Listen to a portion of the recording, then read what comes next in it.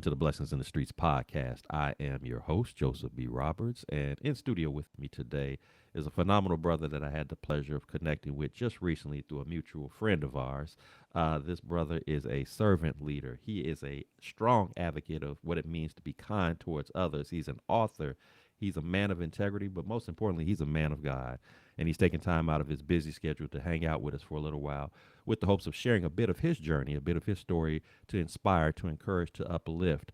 And it's such a pleasure to have him with us today. I'm excited to learn more about his journey and his story. So without any further ado, ladies and gentlemen, allow me the pleasure to introduce to you Mr. Curtis Adams.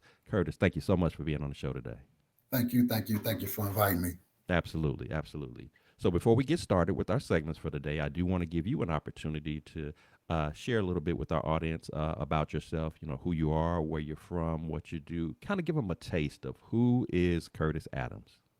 Okay, just for an introduction, I'm pretty much just a simple guy. Came from the inner city in Chicago, grew up, pretty much in the streets. So I grew up in Chicago on the south side of Chicago, and my life, it's just been a journey my whole life growing up.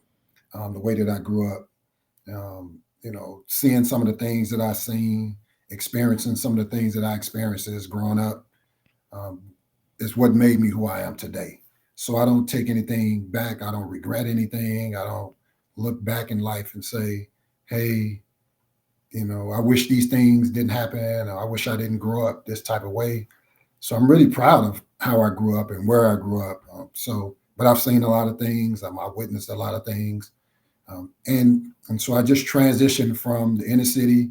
I played football in high school at King High School, and I graduated from there and got a football scholarship. And that's pretty much how, I got out of the streets.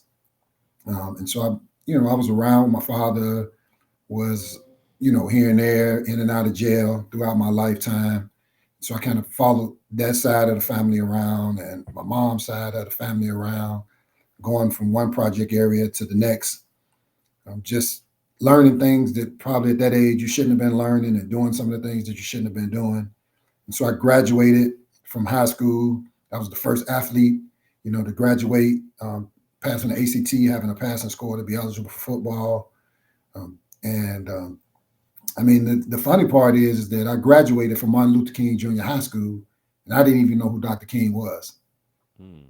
Graduating, and so a lady in school had mentioned him. Was like, "Hey, it must have been a pleasure for you to know, went to Dr. Martin Luther King Junior High School." And I was embarrassed because I didn't even know who Dr. King was, and that's kind of what started my researching, trying to learn about history. I didn't know anything about whites, blacks. I didn't know anything about slavery, anything.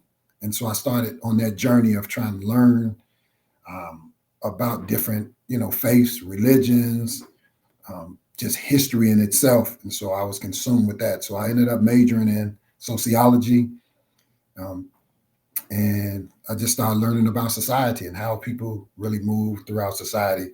And then I continued my education later, way later in life, when I went to the sheriff's office in Tampa and got my master's degree in critical incident management, which was still in criminal justice. So, I mean, it was just a journey that I took, growing up in the inner city, experiencing some of the things that I did. I mean, and, coming out of that on the top end of it. Cool, cool. Well, I appreciate you sharing that, my brother, and of course, being someone who grew up in Chicago myself, South Side as well. I totally, uh, feel what that experience is like, and some of the things that you've already just mentioned here. So I appreciate that, and we're going to actually tap into that a little bit further because I know all of our listeners may not be familiar with what growing up in Chicago was like, especially back then, and I'm sure even you can attest to right now when you think about the Chicago of old versus the Chicago of the day, how much it's just transitioned, Yes, not necessarily in the best way, yes. from how things were growing up. So, with that said, anybody that I have come on the show, one of the things that I always like to do as we explore one's journey is I really believe that it's so important that we go back to the beginnings of how it all starts. To get that foundational root, those bases of where that story begins, because a lot of times what you find out is that even when it didn't make sense back then, why I'm going through this, why I'm experiencing that later in life, as you begin to gain those life experiences and the like, you begin to make the connection. The dots start to line up, and you start to say, okay, that's why I had to deal with that. That's why I had to experience this. So again, I know you've shared a little bit about your journey, in early going, but I want to kind of go back a little bit more deeper into that. And if you would just kind of share with us, what was it like for you growing up? For those who, again, don't know what it was like growing up on the South Side of Chicago, what that life was like, fond memories, if you will, that you might, that you care to share, as well if there was some specific challenges about growing up back in the day in Chicago that you'd like to share as well, to kind of give our audience the foundational basis of where your story starts. Yeah. So for me, when I look back at it, I'm thankful that I was, really that I didn't have the knowledge that I have now, Mm-hmm. and that I was ignorant. When I look back at it, I think about it that way now because when I was growing up in the inner city, I didn't know anything was bad about it. I didn't know we was poor. I didn't know I was in the hood. So I didn't know, that the projects was a bad place to be. And those was those big projects, 16 Mm-hmm. floors and people everywhere, and going between one project area, which was one gang area, to where my father was hanging out at, and another project area, um, and him getting killed over there. So he was a big drug dealer. Well, not all my life. He was just in and out of jail pretty much most of my life. And then at some point he became a real, big drug dealer. And eventually he got killed. They shot him, killed him, shot him from the back, shot him in the back. They shot his girlfriend. She was pregnant at the time, and the bullet actually went into the baby and killed the baby. Mm-hmm. And she survived and went to the hospital. She told us who did it, and we was able to go down there. They arrested him, and he got 90 some years, I believe. And that's when I actually moved from Atlanta because at the time I was working as a probation officer in the same area where he got killed at, the same area I grew up, and was running around in the streets in. So that situation was bad. I mean, even when I look back at it and how he was treated, I mean, police kind of just let him stay in there and die pretty much. They came out, they zipped him up in a body bag, put him in the back of the paddy wagon, drove him off. So watching a lot of those things, was traumatic in my life. When I was younger, my brother was killed. Um, at the time he was living with us. He was living with me in the streets when we was out, running around in the streets. And my mom, at the time, I really resented my mother for a while, because he died when he was 10 years old. I was 14. I was ready to go to high school, and she took him out of the project. She took him out of that environment. Looking back at it, when I got older, I realized that she was trying to make a better life for him because she wasn't over there. So, but I didn't realize that at the time. So I kind of really, really resented the fact that when he moved with her, he got hit by a car and ran over and crushed. Head got crushed, and I blamed her. I think for a while in my own mind for that because I was like, he was doing fine when he was over here with me. So, so that was a big deal. That he was one of my ride or die. Was my buddy. And so once that happened, it kind of let me know that anybody could die at any time. Um, and then watching people get killed in the neighborhood and shot, um, it, at a young age, I knew that you can die early. And I never had no expectations of living past like 17 or, Mm-hmm. as an adult. I just didn't see living that long because, the environment that I was in. But I still, at the time, I didn't know that it was bad. I still didn't know something was wrong, with that.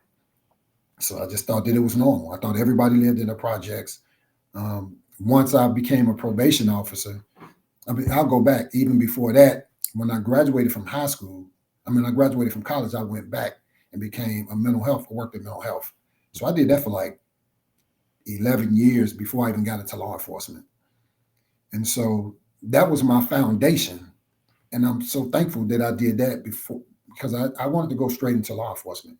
And the reason I wanted to go into law enforcement because I hated law enforcement. I Mm-hmm. mean, I really despised the police, man, like bad. I mean, they pulled guns up to our heads, put us in the snow. You know, just one time they pulled me and some of my friends out of a car and just let us lay in the snow. Frostbite and everything. And I mean, even when they left, they just left us there. They told us if we moved, they was gonna blow our brains out. And so we laid there until we kind of knew that they left, but we didn't know if they really left. So we Mm-hmm. still laid there for a while and just was in the snow, just freezing.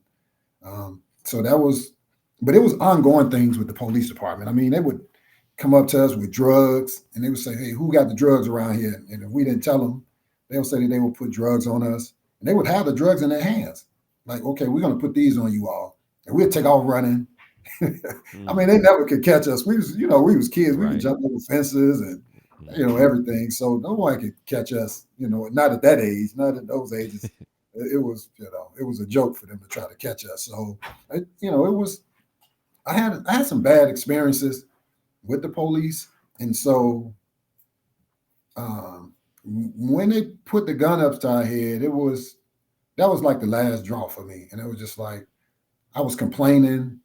Why are we being treated like this? But I realized nothing was going to be done. So that's why I decided to become a police officer.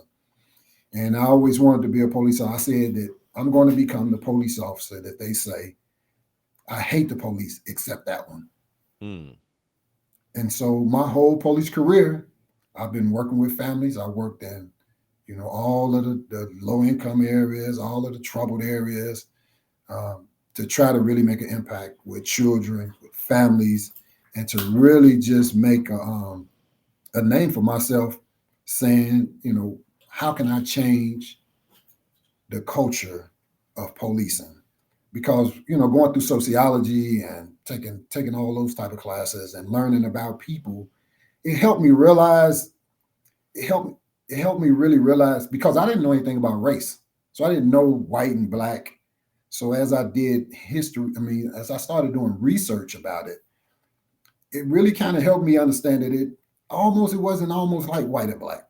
I realized the word black didn't even come along until like the 1600s, when they tried to separate blacks from whites, because everybody was identified as, Irish or whatever their nationality was at the time. So black people wasn't black people. They was from a tribe.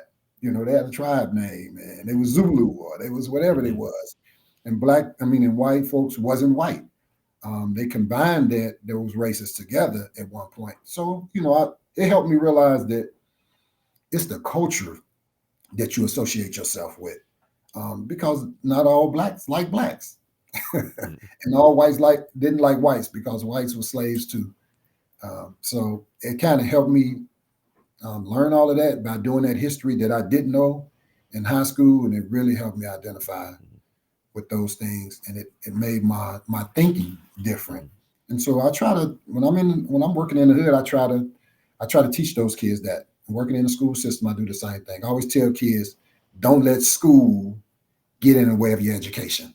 And they always Mm-hmm. like, what? What are you talking about? Like, what does that mean? Yeah, Mm-hmm. school, they're going to teach you the basics in school. You're going to learn math. You're going to learn reading. You're going to learn the fundamentals but school is going to teach you also, how to be a good citizen and basically follow orders and go into the world and work a job and get you a salary. And I always be like, well, salaries are just a drug, that they give you to forget your dreams, you know. Mm-hmm. So I say you have to be educated, because what you're passionate about is what you have to educate yourself on. So when Mm-hmm. school is over, for school, then it's time to educate yourself. It's time to start learning, what are you really passionate about? What would you do for free? Mm-hmm. And then those things you can sustain yourself for that, because nobody should work a job for 40, 50 years and they hate it. That's a bad way to live your life, to retire after 50 years and 40 years of a job that you hated being at. So I always tell people, love what you do, Love the job what you do, because don't even just like your job, because liking is rational. And so when I talk to people, I tell them that if you just like your job, that means I like my job because I get a check, because I get paid. Mm-hmm. I like my job because of whatever you like, reason you like it. But if you love your job, it's an emotional attachment to it. And so you're passionate about it because you love it. That means you will sacrifice for it, and you will protect that brand. And so whatever your brand is, protect the brand. Love that. Love that, man. You dropped, just even in this introduction, you dropped so many nuggets here. I mean, but it's important. I mean, and the message that you're sending is so powerful. And it's like I was sharing with you earlier about how we just never know, early on in life, why we're going through what we're going through. But being of course, when you're a believer, when you understand that there's a higher purpose for your life, you begin to connect those dots. So, in your scenario, for example, God had to allow you to be exposed to some of the ills of life, the ills of policing, the mistreatment of people, and ultimately that manifested inside of you to say, I want to be that difference maker. I want to be that change agent in this situation and show how to do it the right way. You Yeah, recognize that police were necessary. You recognize that law and order is a necessity to life, but there is a way to do it. There's a way to right, carry it out. So as you were sharing your story, I'm thinking, you know, how again how significant it is to say I want to be that officer that is not afraid to go into those areas that are oftentimes forgotten about, where people know who I am and they know how I operate, and they're not, right, instead of being intimidated by me and afraid of me, they yeah, see me as a partner in making sure that these streets, this neighborhood, this area is safe and protected. Again, rather than what you had to grow up with and seeing it from a negative light. But again, you had to experience that side of it so that you can be not only relatable to the community that you're serving, but then for those that you are going to, perhaps at times had to come in contact with actual criminals, actual breakers of the law, they can, while they may not be happy that they got caught, they can respect you doing your job and understanding that at least I'm going to get a fair shake in this, right. even if I've made a Right. mistake, even if I've fallen short or what have you. So, But that I, was the blessing. That was mm-hmm, that was the blessing that I received from it. mm-hmm, Because what I realized is that it was a double-edged sword for me, because how I grew up, um, the way that I was treated, I wanted to be treated differently. But initially going into any area that, I mean, I've worked for the sheriff's office, I worked for the police departments, I've worked for different agencies. And I specifically did that so that I can have a story to tell. mm-hmm, Because I ended up being, when I came to Atlanta, I ended up, when I left, when I did an early retirement from Atlanta, I was actually the instructor at the police academy. So I was actually training the police how to be police mm, officers. And so, but it was still challenging working in the areas initially, mm-hmm. because once you go into those areas, you don't just because you think you black and you're gonna go in a black neighborhood Right, right. and be talking about, hey, I want to make changes and I'm gonna treat y'all fairly. They didn't want to hear that, Right. because they didn't trust the police. I Mm-hmm. mean, you have children that see the police and run. I mean, they would run for little kids, man, would run for me. And it reminded me of how when I grew up. So you got to put in some work, Mm-hmm. that most police officers are not willing to do. And it's fair, it's a fair, because when you go into neighborhoods, those communities are going to tell you they don't need your help. They don't want you around. They don't like the police, but they're going to call you. Right. They're going to call you, but they don't need you. And so it was, for me, it was challenging, a little bit, because I was trying to make that difference, and people were saying, we don't need your help. But as they saw that I was really there and I was committed and I was really there for the community, and I built that strong relationship and I built that trust with them. I mean, I would give people my phone number, my personal cell phone number, people's grandmothers and people in Mm-hmm. the neighborhood. I said, hey, if you let me know what's going on. And so, man, it was powerful. I mean, they would call me, like if someone had a warrant, they would call me and say, hey, Adams, could you come and get my son or my cousin, because I know what they're gonna do to them if they catch them, if they get them. So, and I would go and pick people up, man, when I was off, and go get people and take them to the jail. Wow. So I really built Mm-hmm. every community that I worked in. When I went to Florida, I did the same thing. I actually started a program there in Florida with kids. I went into the neighborhood, and it was a raggedy a space there inside one of the neighborhoods, and I actually went in there and asked them, could I use it? Man, we fixed the thing up. We had the children to come in there. We painted it.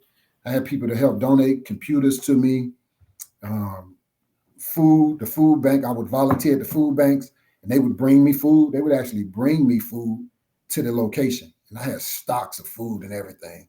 So I was able to get them food, fruit snacks, candy, cakes, whatever it was, and enough to even take into the communities. And so building that type of relationship, and that was in Florida. So in Georgia, I did the same thing. I had reunification programs that I started with homeless people. I would go into the homeless shelter and teach them about the law and teach them about hygiene because I learned all of that in mental health. Because I Mm-hmm. didn't know anything about mental health and people like being mentally ill, like hallucinating and delusional, and people's minds really not functioning. And so when I learned that, I worked at Therapeutic Treatment Center for kids with behavior disorders. So I did a vast amount of working experiences, and it prepared me to be the officer that I became. And I just spent my career. I had diapers in the cars, I had baby clothes in the car, and every community that I worked in, um, I made it. I made a change. I made a difference in those communities, Yeah, that is and I that's still feel awesome. that way. I still feel that way to today. That's why I said if I ever become the chief of police, I'm gonna write a book about the culture of policing, Mm-hmm. and then I'm going to change the culture of policing if I have something to do with it. And so that's what I do in my department. I teach them about um, where policing even came from. It Mm-hmm. came from slavery. Most people don't know it comes from slavery, and they would go get the slaves and bring them back to the masters. That's pretty much the way that I look at it now. They go get the slaves, basically. They go get the people, and they Mm-hmm. bring them back to the penitentiaries and bring them back to the jails. And most people don't realize that if you read the 13th Amendment, because I used to teach at the academy, so I was an instructor. In the 13th Amendment, it said the slavery had been abolished and involuntary servitude, except if you charged with a crime and you commit it. Mm-hmm. So if you go to jail, you almost a slave, really. That's basically what it Yeah. boils down. And so when I would tell people that, they were like, "What?" I'm like, Mm-hmm. "Yeah, they work for free or very minimum wages." Um, a lot of people don't realize what they do, and that's what my book talks about. It talks a lot about that type of stuff. Um, and but there are a lot of great officers, white and black. Mm-hmm. So I do. I'm glad that I was able to dispel that it wasn't everybody that was Right. bad. Right. There's a lot of great officers. There's a lot of white officers that do more for the black communities than black officers, and there's some black officers that's worse than the white officers that I've seen. So Wow. I want to make sure that people do know that. Mm-hmm. But But that's the just but that like you said, but that's where you get into doing your research, doing your homework. yeah. As you shared earlier about not letting school interfere with your education, Mhm. dig deeper into that. And so when I envision you, the possibility of you being, like you said, the chief of police and understanding the culture and getting to the core as to why do people do what they do. It's not so much that you're justifying wrong behaviors or anything like that, but by you studying the history, by you taking the time to explore the mental health component of it all, you understand how did people get to where they are. Yeah. They didn't just wake up one day and decide to be a criminal. They didn't just wake up one day and decide to do bad things. It's like Right. Right. there's situations, there's circumstances, there's cultural impacts that come Yep. into play that you have to know the whole scope of it in order to properly police in a Yes. way that's decent and in order. Yes. So I love the fact that your thoroughness in that approach, and then your willingness to teach that and share that with other people who are wanting to get into this same profession, because I'm sure, as you already know, everybody who signed up to be a police don't need to just don't need to be doing this. That's Some right. people just do it because, again, because of the authority part of it, or they just do it for the money part of it, or whatever. But you got to have the right intentions, the right spirit, the right heart, the right motivation to do it properly. Otherwise, you cause more harm than you do good in that situation. So You have to have the right leadership as well. So yes. that's where the culture comes in at. Hmm. If the leaders allow it, then that's you want to get what you get from it. True. And if you're still policing like you did in the 1600s, and when they was slave catchers, if you that's what you think your job is, then and if you have a department or a culture of officers that's what they believe in, writing tickets all day, chasing people down, locking people up for any little thing, um, and then that's what you're going to get. Wrong is wrong. If Mm-hmm. you're wrong, you're wrong. I used to tell people out there, if you're wrong, you're wrong. Just like my officers, if you're wrong, you're wrong. And if you're right, I'm gonna stick by you. Mm-hmm. But I educate them, right? I make sure that they're educated first. As soon as I became the chief, one of the first things I did was put them through a whole bunch of mental health classes to help them understand compassion and resiliency training, how to understand how the mind works.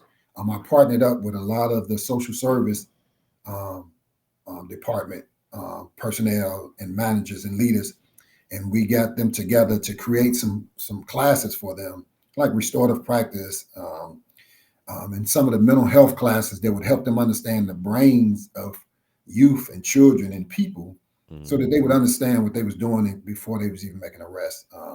And I was an instructor. I'm still an instructor for it's called CIT, it's Crisis Intervention Team, Mm-hmm. where we help officers recognize people with signs and symptoms of mental illnesses. And so that also helps with officers. I made my officers do PowerPoint presentations on slave patrol. Wow. Um, yeah, they had to do PowerPoint presentations. They had to do trainings on compassion training and just different trainings on the mindsets of people and where does it come. School, prison, or pipeline. They did all of them did presentations on those so that they can see how suspending kids, how it affects them long term, Mm-hmm. because they're going to have three times of a chance when they're suspended, going into prison or dropping out of school. And so it was good for them to realize that, because even with them doing their PowerPoint presentations, they was able to discover even more than I even knew Wow. in their Wow. presentations that they were showing, when we was discussing it. Same thing I do with my leaders, with the people that's my leaders for on their works under me. I say they don't work for me; they work with me. We are all colleagues. Chief means a title don't mean nothing to me, and so I do a lot of leadership training with them. I had them to do debates on what leadership really is and how do we take care of our people, because a lot of people just think that a leader is someone. Um, I look at it as that's someone that inspires folks. Mm-hmm. Most people think that it's a position of power or influence, which it is. But if you can inspire folks to do things, then I don't believe that you're an effective leader.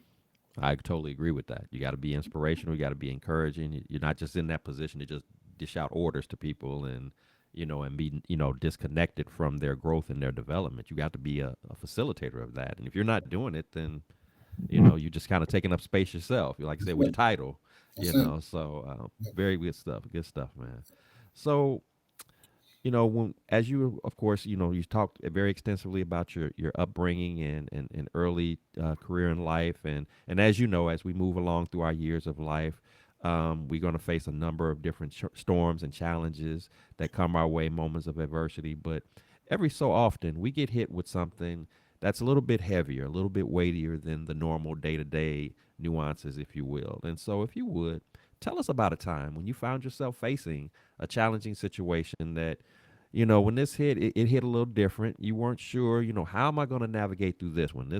I'm usually good at working through some stuff, but this right here is a little bit above me. I'm not sure if I can work a way out, make a way through this. Obviously, you're here today, so we can trust that whatever you're about to share, you worked it out, but maybe at that time you had some doubts. So if you would kind of walk us through a situation that you faced like that, and what was ultimately the turning point where you saw some light at the end of the tunnel and coming out of that situation.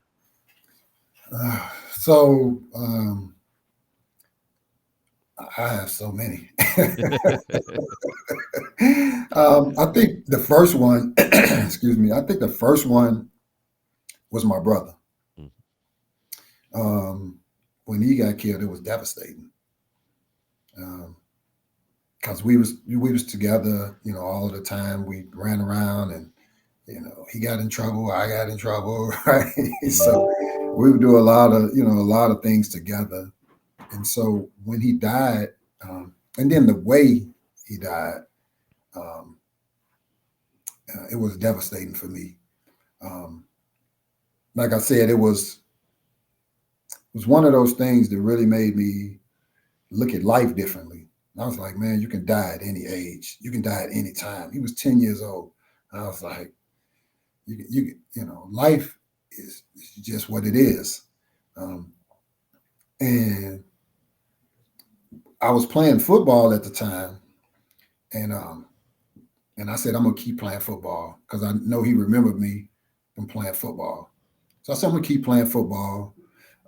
I didn't play football to go to college because I didn't know nothing about college. I didn't even Mm-hmm. know what a college was. I didn't know college existed. Even when I went to college, I didn't even know that they had professional football teams. I didn't really know, that you can really play professional football. And I herniated a disc in my neck when I was playing football. And I'm glad that I didn't know that it was professional football because I probably would have kept trying to play, even with the injury that I had. So that experience really made me look at life differently. That you had to enjoy the moments in life that you have right now. And so, like people say, Happy New Year and Merry Christmas and a lot of things like that. And I'll be like, every second of every minute of every Mm-hmm. hour of every day is a new moment in time, and you have to take advantage of those seconds and those moments in time. And so it helped me realize that I had to live my life right now Mm-hmm. and not in the past and not projecting my past to the future. And so I live my life every day right now. And so that thing really, shook me, and it has shook my relationship, with my mom as well. But as I kept playing football, it helped me, you know, learn about leadership. And I was the captain of the team, and then once I went to college and looked back at it, it really inspired me to understand what had went on in my life at that time. But there's so many things, man. There's so many different challenges. When my father was killed, my grandmother just recently passed, and I thought I had everything together right now, and she just recently passed, and she was the rock, of everybody. Everybody went to her. Everybody's kids went, and that she watched everybody's children, Mm-hmm. grandchildren, the great grandchildren. If one of them was going to social service, she fighting in social service, trying to get the kids and live with her, and she knew where everybody was, man. She knew everything about everybody, where they went to school, everything. She was 90 something years old. And she walked, she was still walking to church, Wow. walking everything. And she tripped and busted her knee and had got an injury and ended up getting infected. And they had to cut her leg off. And then she ended up dying. Like, really? So after that happened, I thought when my brother had died was a lot. I didn't really, I didn't really know the severity. I mean, I knew I loved my grandmother because we had a good relationship. We talked on the phone. We been through a lot of stuff with my father. And when she passed, um, man, it was devastating. And then I had to think about what do you tell people all the time when stuff be Right. happening all the time. Now, it's your turn now. Mm-hmm. So, I mean, when I was younger, I was resilient, more resilient then because I was just a child. But now I do a lot of consulting and I talk to people all of the time about, what do you really believe about what you believe? What do you say you believe? Do you really believe what you say you believe? And if you Mm-hmm. did, why ain't you following in those things that you say you believe in? And so when she died, it was like just a brief moment that I was just like, I always tell people suffering is optional. And people will say, what? Suffering is not optional. You just don't understand. I say, no, you have a right to feel, but you shouldn't suffer. Mm. So people have a right to feel, but you shouldn't have Mm-hmm. to suffer Yes. throughout life because suffering is optional. It's you can choose to do that. That's one of the blessings that we have in life is that the Creator gave us a box, and inside of that box is free choices. It's happiness inside of it. It's sadness, grief, strife, envy. Anything that you want, when you wake up in the morning, you can go inside of that box and grab sadness out of it, or you can grab anger out of it. But the blessing is that in a new second, in a new moment in time, you can say, wait a minute, I grabbed the wrong thing out Mm-hmm. today, and I can put it back and give me some happiness up out of that bag. Right. Right. And so that's a blessing. And so what do you believe about what you believe? Do you really believe in that? And so when she died, I was like, do you really believe that? And I was like, yes. And so what I did was I felt like I took on her spirit and I said, I'm about to get all of this. You ain't about to make me suffer because I know that that's not what you would want. Mm-hmm. And so I took all of her spirit. I feel like, me personally, I feel like I took her spirit of who she was and took it within me and said, what more can you do now? Mm-hmm. With all of this extra spirit, all this extra love, with all this extra knowledge, with all this extra strength, and all of these things that you say your grandmother had, what are you willing to do now? What are you willing to do now? And what more can you do? So I just went on a rampage. I just started having more meetings with my supervisors about leadership. I started studying more. I started trying to make myself even better. And that's when I actually applied for the job for chief of police because Okay. I was the major. I was over the Atlanta public school system at the time, and I applied for. I had never applied for a chief position because I was happy where I was at. But I said, what more can you do? Should you be doing more? And then and then I overcame that even more. So now I feel even stronger taking on that. So you can either Yeah. suffer or you can look at it the other way. And I always tell people, if you change what you say, you can change what you see. Love that, man. And it's two takeaways from much something you just what you said here. I like the part where you spoke about how that it's okay for you to feel. I mean, and I speak about this all the time myself. We're gonna, as human beings, it's natural, and you should. If you're going through a moment of Yes, adversity, a challenge, you lose a loved one. yes, If you feel like in that moment you want to shed a tear, you're frustrated, you're hurt or whatever, have the moment. Just yes. don't stay stuck in that moment. Right, And so right, when you made that point about, I choose, I don't have to choose to suffer. That's right. a choice. If Yes, you want to sit in that, if you want to marinate in that, yes, but you flip it. You say, okay, let me take, now that I've had my moment, let me take yes. what's happened and see how I can use that in a positive light. Because I had just the experience that you shared with about your grandmother that made me reflect back on even when my mom passed years back, and that same thing, devastating moment, most devastating for me to date. But Yeah, then after I had my moment, I had to realize, and I looked at it totally different. I tell people all the time, it was the most traumatic thing that happened to me, but it was also one of the greatest blessings that I ever had yes. Yeah, because it opened up for me to move on to do something of even a greater standing than where I was. And mhm, to your point when you said about I took my grandmother's passing and from that it opened not only allowed me to start having more meetings and more conversations, whatever, but it also triggered you to apply for a higher position. And you said, well, I never applied for that before because I was comfortable. And the key word is I was comfortable yes. where I was. Yep. And the way that God works for those who don't understand this is that He recognizes when we get too comfortable. In my situation, I was comfortable, and it took my mother's passing to take me out of my comfort zone to elevate into that next phase of life that God had been trying to pull me into for a while now. But I was using mom as an excuse Yeah, not to yeah, go there. yeah, I was comfortable where I was at. So yeah, he had to make things a little uncomfortable for me yeah, to spark that up. And so as you say, you took on that spirit of your grandmother. Same kind of scenario. I took on that spirit of my mom. What would she have wanted? She yeah. would have wanted me to, okay, wipe your face. Okay, now go make me even prouder than what you've Yep, already made me. yep, Go do that other yep, stuff that I know you're yep. capable of that's still there for you. Live your life. She would have wanted me to do that, Mhm, just as your grandmother would have wanted that for you. So I yep, totally connect with that, man. And that's a real thing. And for all of my listeners to the show on this matter, please understand that that's what it's about. yep, It's okay. It's okay to feel, yep. but just don't rest in that. You Don't don't let have it to suffer. You don't stagnate have to, you. you don't have to suffer. You're right. You can, but it's a choice. And if you don't believe it's a choice, then you need to change your thinking. Mm-hmm. Mm-hmm. Because what I realize is that every traumatic situation that happened in my life, every turmoil, all of the things that I felt was challenging for me, it made me so much stronger.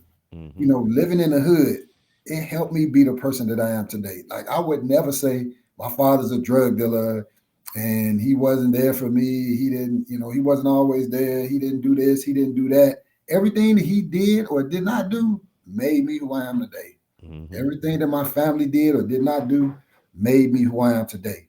And so, if you don't take those things and use them to your advantage, I would challenge you to start trying that, because Yes. those challenging things are what's going to push you further, um, into your understanding, into your belief system. But you got to believe what you believe, and Mm-hmm. most people don't really, really believe what they say they believe. Like if you believe that when you die you're going to go to heaven, then, and this is a bad world that we live in, then when someone dies, do you really believe that they're in a better place? Do you really believe that they've been taken away from this messed up world that we live in now, and they in God's hands and they singing praises and walking on the gold road and they living a better life? Then why are you suffering? Mm-hmm. If you really believe that, If you really you believe it. really believe that they're in a better place, why are you suffering? Yeah. And so it's just what you believe. Do you really believe what you believe? And Mm-hmm. I really believe what I believe. That's why I always push. I always push myself. And when things happen in my life, I say, "What is this here to teach me? Mm-hmm. What is this here to teach me?" I said, and if you learn the lesson, you'll get the blessings. Blessing. And if you don't learn the lesson, you're going to get to keep on testing. Mm-hmm. That that is spot on. That is spot on. That's exactly how it goes. And the moment you embrace that mindset, it makes going through storms so much more easier for you. That doesn't mean that the storm in itself is easy, but it Mhm. helps the process of it. It you don't find yourself worked up and stressed out and bent out of shape about it. You're like, okay, I've Right. had, like I said, I've had that moment. Okay, now, God, lead me through this. What am I supposed to do with this? You're opening up your eyes, you're opening up your ears to getting that guidance, that direction on where to take this. Where do I Mhm. go from this? And he And gives you examples. He gives yeah, you examples of this. Think about when a storm comes. When the storm is getting ready to come, you have people that's boarding up their houses. You got people that's leaving the area. And then by the same token, you have people that's outside running into the storm. They mm-hmm, playing in it. They embracing the storm, right? yep, They on the surfboards and they just riding it. And you hear people all the time say, "No, we're not leaving. We're gonna ride this storm out."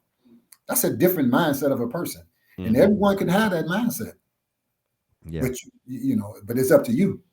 And I'm gonna always stress that you have free choices.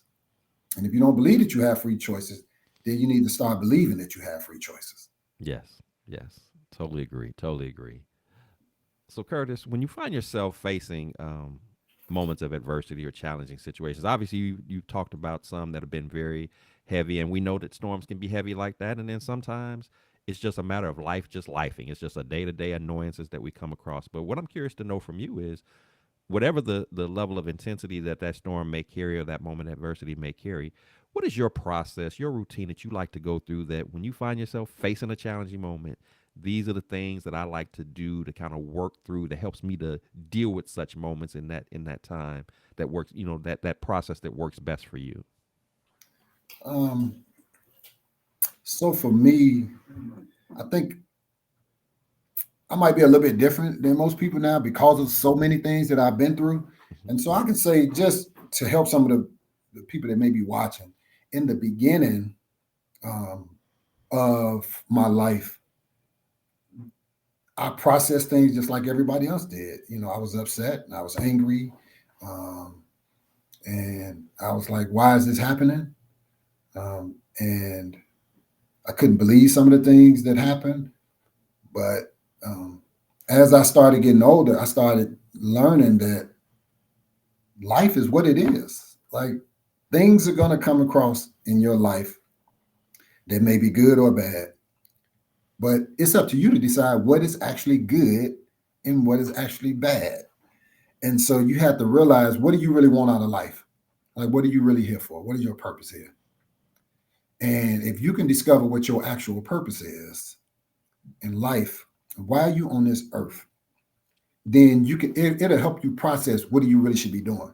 Because if you think you're supposed to be here to get rich and you ain't doing the things that rich people do, you're gonna have problems. Like if you think that I want a car, a bunch of material things, and you're not getting those things, it's gonna be difficult for you to process things. For me, I just look the reason I say that the reason why I'm on this earth is to create value for someone else other than myself. Mm-hmm. And so for me, there's nothing that comes my way that I can't handle because I can care less about a fancy car. I can care less about a big, huge house because you have to do the things that you need to do to take care of your physical needs. If you're dealing with a creator or a God on a spiritual level, then you have to know that he's going to take care of you spiritually. If you think he's going to give you a car because you just asked for it, then I think you have the wrong concept in your brain. He gave you hands, he gave you a mind that you can go out and work and create value for someone else other than yourself. Because all of the money that you desire is in somebody else's pocket. So you have to come up with a solution to their problems that they're willing to depart with their money for your solution, Mm-hmm. not the solution that you want. You got to be thinking of somebody else's problems that has Mm-hmm. money in their pocket that'll pay you for that solution. So for me, my mindset is always focused on people and creating value for someone else other than myself. And so when I come across it's I don't have a lot of adversaries um, in my life because I just look at everything as general. Anything that comes in my life, I say, what is this here? Always, what is this here to teach me? Mm-hmm. And something happens, I say, what is this here to teach me? Did you learn the lesson? If you don't learn the lesson, you're gonna get some remedial work, Right. right? He's gonna put you through some remedial work. You're gonna keep going to class, getting some remedial work. And so if you learn the lessons as things present themselves, I think that it can help you move forward. So anything that comes in my life, I don't really look at it as a good thing or a bad thing. It's like even when I deal with criminals and we say, well, it's still in wrong. Well, to the person, it depends on who you're talking to. They're going to say, yes, stealing is wrong. But if you have three siblings in the house and your mother's on crack and she's a drug addict and she's not providing for your sisters and brother, if you steal somebody to the store to feed them and ask them, is it good or bad? They're going to say it's good because I got to feed my family. I got to take care of my siblings and myself for that matter. Mm-hmm. Is there other ways that you can do it? Yes. Can you go get a job? Maybe you can. If you're 12 years old and you feeding some 8-year-olds and 9-year-olds. So what is good to you may be not good for someone else. And what do you consider good and bad? And if you want to talk about stealing, the whole country was stolen. So was that good or bad? So if Mm. you want to really talk about it, let's talk about it. Right. If you want to Love talk that. about these, let's talk about it. Right. Right. So I just look at things differently. My mindset is different than most people. Um, I think that I was given a brain to use, and I work out and I exercise, but I exercise my brain too. But most people only exercise they get it with their brain is jumping to conclusions. Mm. Right? So use your brain for some more than jumping to conclusions, and help work yourself out of those situations because the storms are going to come, Yeah. the challenges are going to come. And if you're not satisfied with your life, you got to change the way that you think Mm-hmm. about those things. So for me, I didn't even know that the projects was bad until I went to college. And they was telling me, I met a guy there and he was saying, it was a black guy. And I was asking him about the school. And I was just like, man, nobody's out here fighting or shooting. And he was like, shooting? He was like, where you from? I was like, where you from? Where you from? I thought everybody lived in the projects. I thought everybody lived in the streets and was, you know, the way that the streets was. I thought everybody lived like that until I went and they was recruiting me for football. And when I went to those schools, I was like, I ain't never going back. I ain't never going back. Um, and so it just helped me push forward because there was a point in my life where I thought school was getting too hard. I was getting ready to drop out. It was about my going into my sophomore year, and it was just too much. It was, it was, you got a test. You having a test on in a week on 12 chapters, and I'm like, dude, I ain't read 12 chapters all through high school. I don't think, and so it was difficult. And I was like, Mm-hmm. I don't think I'm gonna make it um, through this process. It's too much. And then I was playing football, and so it was just a lot. And so came back to Chicago, and I was up under the building, and some people started shooting, and everybody was running, and I was like, oh, let me get on. Let me go on here and get in this book. I'm going back to school. Right. I'm going back to school. I'm going to get study a little bit more. I was like, what more can I do? It was like I got to be doing something else Right. because this ain't. I'm good. Let me go back where ain't nobody shooting at. And that was another one of them pivotal moments in my life where I realized I need to be there. Um, and I was so, I didn't even understand what was happening, because even when I was in college, I remember getting our books from the football team. We would, they would just give us a piece of paper. We go get all of the books for our class, and because we got them for free, it was on scholarships. And I remember one of the white guys on the team was saying, "Man, we had this book in high school." And I was like, "What?" And I'm thinking he already got Mm. the upper hand. He already got the upper hand on us. Wow. We had it in high school, and that was one of those other moments. I remember when they accused me of stealing. I mean, cheating. I didn't even know that they was accusing me of cheating. It was a guy that was sitting next to me. This big fat white guy. He was sitting next to me. He got the same score that I got on the test. We missed the exact same questions on the test, but I was a football player. Mm-hmm. So they made me retake the test with the coaches and some other administrators and people. They redid the test and made me retake the test by myself. They didn't make the other guy take the test. It was just me. But I got a higher score than I did the first time. Wow. So I look at things a little bit different than most people. I truly believe that the things that come into our lives, you got to learn the lessons from them, and you have to ask, why is this here in my life right now, and what is Mm-hmm. this here to teach me? And is it bad enough that you're willing to do something about it to get out of that situation? Yeah. Because when I look at the hood, or I look at people in different situations and different things in their lives, I look at it a little different. Like once I learned the type of lifestyle I had, my thing is I'm going to fight against it. Like if I'm somewhere I don't want to be, what do I need to do to get out of that situation? And you almost have, so if you living in an environment, because me living in the hood, I didn't know I was in the hood. I thought it was everybody lived in that. But now with all of the technology that they have now, people know, they know that there's better things. I didn't know that there was other things in life. I didn't know that people, lived in houses and lived in nice places. So now, if you live somewhere, if you like living in the hood, then hey, live there. But if you one of those people that say, I can't stand being in the projects, then you really gotta not be able to stand it. Like you gotta detest it. You got to hate it so much that you're gonna do whatever it takes to get out of that situation and get your family out of that situation. And that's how I was when I graduated from college. I was like, my kid's not gonna live in the street.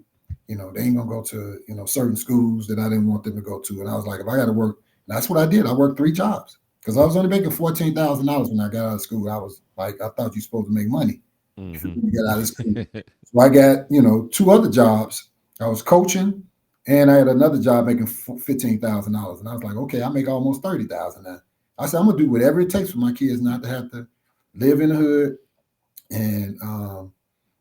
and go to some of the schools that I felt wasn't teaching what it should be teaching. Um, but when I grew up there, I thought everything was fine Mm-hmm. until I figured out how behind I really was when I got on a different scale of people. Yeah. Yeah. Wow. Good stuff. Good stuff, man. This has been an awesome conversation. So Curtis, if you had an opportunity to speak to the younger version of yourself, all the experiences and the knowledge that you've obtained throughout the years. If you could sit across the table from the younger Curtis, or perhaps somebody that's listening right now and they're going through dealing with some of the same challenges that you've had to not only deal with, but have managed to overcome and obtain a different mindset, what would be your words of encouragement that you would have to offer to, again, younger Curtis or somebody that's dealing with situations like that right now? I can say what I always say because I'm in the school systems now, so I'm talking to kids. I'm working in alternative schools. I'm always visiting them and mentoring them and counseling them. And I always, like I say, don't let school get in the way of your education. Like I am an advocate of learning what you need to learn in school, and then when you get out of school, start educating yourself on the things that you're passionate about.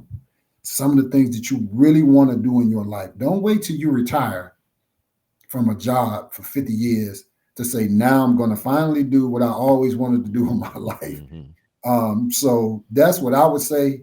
Um, find what you're passionate about and then really start researching that and figuring out what you can do to try to help move you towards whatever that thing is that you're passionate about. And don't wait, till you my age. I'm 56, and then you look back and say, I hated the things that I did. I hated the job that I worked. I hated the people that I worked with. And now you're retired just to say, now I'm going to start painting, or now I'm going to start playing music, or now I'm going to start doing some of the things that I've always wanted to do. If you always wanted to do something, do it right now. And so, one of the most powerful things that I would say is whatever you want to do, start doing those things right now. Start focusing on the things you need to do right now, because what happens is most people most people go into the past and they project our past into the future, Mm-hmm. and we bypass what's going on right now every time. If you say, well, why ain't you doing this right now? You say, well, this happened to me, and then you project it into your future. Well, why can't I get a job? Yeah, I didn't already filled out 3 applications. And so you going off of what happened in the past, and you project it into why you won't do something in the future, versus saying, okay, right now this is a new moment in time. And yes, I did 3 applications. Maybe I need to fill out 4 this week. Maybe I need to fill out 5. And if you don't have a job, your full-time job should be filling out applications. Mm-hmm. Yep. Right? Or doing something that's trying to get you toward where you want to go. If that's Mm-hmm. painting, learn about painting. If you on YouTube, learn about YouTube painting stuff on YouTube, and not TikToking and liking everybody else's stuff. Because when you're liking everybody else's stuff, that's their stuff. And if it's not educating you, then what are you gonna you're gonna get from it what you get. So if I had to go back, that's what I would do. I would educate myself. I wish that I knew some of the things that I know now back then, because I think it would have changed my life in one way, but in another way, I'm thankful for the things that I did learn. Mm-hmm. Uh, but I'm also thankful that I learned them so that I can share them with others, so that they don't have to go through those same pitfalls, and that I went through. Yeah. Totally agree. Totally agree. Very, very well said. Very good, powerful words of encouragement. So, so Curtis, this has been a phenomenal conversation that we've had today, man. You've just shared the sharing of your journey has just been extremely powerful, inspirational, and encouraging. I know I have been blessed by what you've said, as well as my listeners, and so I thank you so much for taking the time out. But before I let you go, as is customary here on the Blessings in the Streets podcast, we want to take an opportunity, man, to celebrate you, to acknowledge you, to show you some love. So if you got some stuff that's going on right now that we need to know about, works that you got going on or coming up down the road, professionally or personally, please share that with us so we know, so we can acknowledge and celebrate that, know how to connect with you and be a part of your this experience, this journey that you're going through, man. Tell us what's happening for Curtis right now. Well, one of the things I'm doing is I'm trying to do some more things with the children, with the schools, trying to educate them on different things. I'm trying to do some other things in leadership, as far as my people, like really getting them up to the leadership levels that I want them to be at. I'm still home, land focused on changing the culture of policing to really, I want people to think more about policing, because I know a lot of people feel the same way I feel about policing when I was coming up, and then there's also a lot of people that feel the way I feel about police now. So some of the things that I have that I said that I would do if I ever became a chief of police, that I would write a book. And so I did. I wrote a book. It's called Building Bridges, A Chief's Quest for Change in Policing. And so that book came out and it's been great. Um, people have been reading about my life. It talks about my life journey, some of the things that we talked about now, talks more about policing. And then I stemmed from that book. And then I said, well, what can I do for the children or for the youth that's coming up that may not be able to read the book or understand the book um, the way that the book is presented right now as an adult? What can I do for children? Because that's what I've been basing my life on is children. So I said, I'm gonna write a children's book stemming from the book that I had. And so I wrote a book of kindness. So how can we be kind to one another? So then my children's book just came out last week. This just came out. It's called Chief Adams, Bridge of Kindness. And so what I wanted to do was um, make a bridge of kindness. I said that I'm going to build a bridge, not of wood or stone, but of kindness and understanding, so that it can bridge children and the community's hearts together. And the book is talking about growing up in the city. It has the basically the project area, the big city in the background, and you can see in the beginning of the book it talks about how the kids are in distress, people are crying, and then as the book goes on, it starts building bridges, and I started running out around building bridges of kindness, and people started connecting their hearts together. And at the end of the book, everybody was all together building bridges. And so it's on Amazon, it's on Barnes and Nobles. My website is curtisad.com, curtisad.com. If you go on the website, you can learn anything about me on the website. It's like a massive website. It has questions and answers, it has a blogs, it has everything on there that talks about my history, how I grew up, some of the things and the challenges that I experienced and policing and some of the changes that I've tried to make for the better for policing in the communities. And that's me in a nutshell. And it's just a double-edged sword for me because of a lot of my friends, they criminals, or they grew up not liking the police like I did. So sometimes it's challenging for me to try to share a book like this or a message like this when people still hate the police, when people still dislike them. So for me, it's like um, a double-edged sword. I still have to share that information because I want to make that change, and then by the same token, I want them to actually share the message um, about how we can be kinder, how we can be better, and how we can actually work together as a community. And it ain't just about the police; it's about the communities working together as well. And so I always like to let people know that it's not just changing the culture of policing; we need to change the culture in our communities.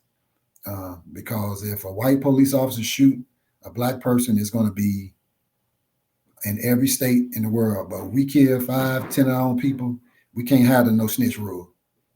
We gotta help fix our own communities as well. Awesome, awesome. Well, again, my brother, thank you so much for being on the show today. I truly appreciate it. This has been exceeded expectations. I already knew it was going to be a good time, but you far exceeded that, man. And know that you're welcome back on the podcast at any time, brother, for future broadcasts to share more of your works and what you're doing. And to my listening audience, thank you so much for tuning in, because here at the Blessings in the Streets podcast, this is what it's all about. We want to encourage, we want to uplift, we want to inspire, we want to share in transparency our journeys with you, and letting you know that hey, adversities are going to come, storms are going to come, but they don't have to define an ending for you. That these are opportunities that you can take advantage of to become a better version of yourself, to develop, to grow, to learn how to withstand and endure those difficult times. Start looking at storms as not being negative events anymore, but looking at them again as opportunities to be a better version of yourself, and more importantly, opportunities for God to use you in a mighty and expansive way to touch and impact the lives of many. And if you don't have that relationship in your life right now, I'm here to tell you, and I'm sure Curtis will co-sign on this. Today is is a mighty fine day to make that decision, and I promise it'll be the best decision that you'll ever make. So, with that said, again, thank you so much for tuning in. And remember, here at the Blessings in the Streets podcast, this is the place where your story is your glory, where your relationships are relevant, and your journey is your joy. I am your host, Joseph B. Roberts, and I appreciate you so much for being with us today. And if you would, share, subscribe, like, comment, tell everybody about what we're doing here. And I look forward to seeing you next time in future episodes, hoping to, again, inspire and encourage and uplift. And until then, you have a great and magnificent day. Appreciate you, brother.